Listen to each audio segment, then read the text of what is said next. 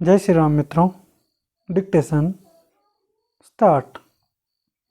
वर्तमान मामले में स्वीकार्य रूप से पीड़ित महिला एक वयस्क और विवाहित महिला है जिसके बालक भी हैं विराम। इसके अतिरिक्त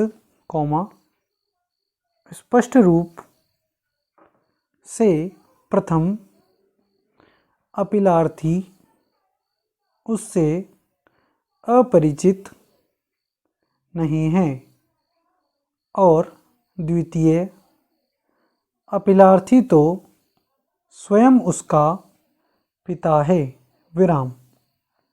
अविवादित रूप से वह उस समय अपने माता पिता के घर लौट आई थी जब उसके पति कोष्टक अभिसा 8 कोष्टक के साथ उसके वैवाहिक संबंधों में कुछ विवाद उत्पन्न हुए थे और उस समय के दौरान उसके माता पिता उसे प्रथम अपीलार्थी के घर ले गए थे विराम।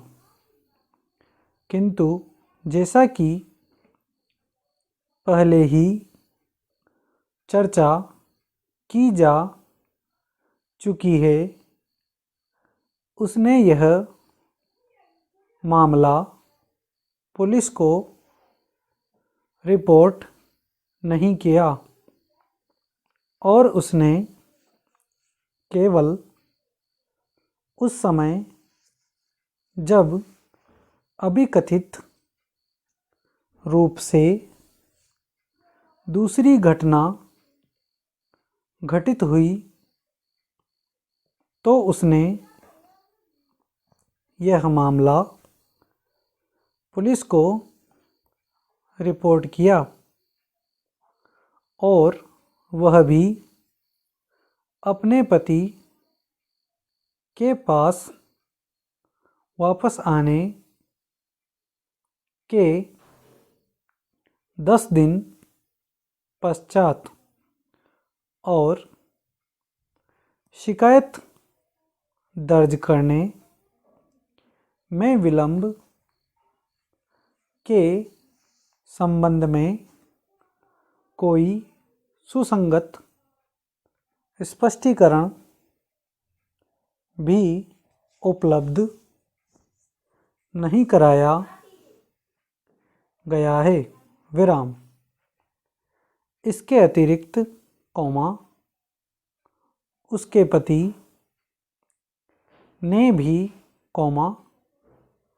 उसे इस तथ्य की पूर्ण जानकारी होने के बावजूद कि उसकी पत्नी और पुत्री 1 वर्ष से अधिक समय से प्रथम अपीलार्थी की अभिरक्षा में थी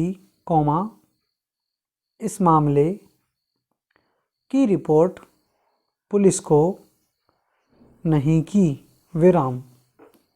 इस संबंध में भी कोई साक्ष्य उपलब्ध नहीं है कि पीड़ित महिला को किसी भी समय प्रथम अपीलार्थी के घर में मृत्यु या शारीरिक उपहति या अन्यथा का भय दिखाकर बंदी बनाकर रखा गया था। विराम। यहाँ तक कि इस संबंध में भी कोई साक्ष्य उपलब्ध नहीं है कि उसने प्रथम अपीलार्थी की अभिरक्षा से स्वयं को निर्मुक्त करने के लिए किसी पड़ोसी व्यक्ति से कोई सहायता मांगी हो। विराम। उपरोक्त मामले में उच्चतम न्यायालय के निर्णय में अभिकथित अनुपात को लागू करते हुए सुगमता से यह अभिनिर्धारित किया जा सकता है कि पीड़ित महिला वर्तमान मामले की परिस्थितियों में सुगमता से विरोध और सहमति के बीच अपने चुनाव का पूर्ण रूप से प्रयोग कर सकती थी, किंतु पीड़ित महिला की ओर से विरोध किए जाने का कोई भी संकेत प्राप्त नहीं होता है। विराम। विशिष्ट रूप से उस समय जब इस बात को स्वीकार किया गया है कि वह अपनी अप्राप्तव्य पुत्री के साथ 1 वर्ष से अधिक समय तक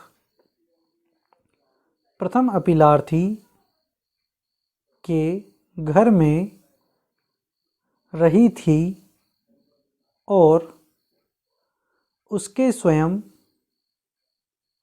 की ओर से या उसके पति कोष्टक अभिसा 8 कोष्टक की ओर से उसे छुड़ाने के लिए कोई भी पहल नहीं की गई। विराम।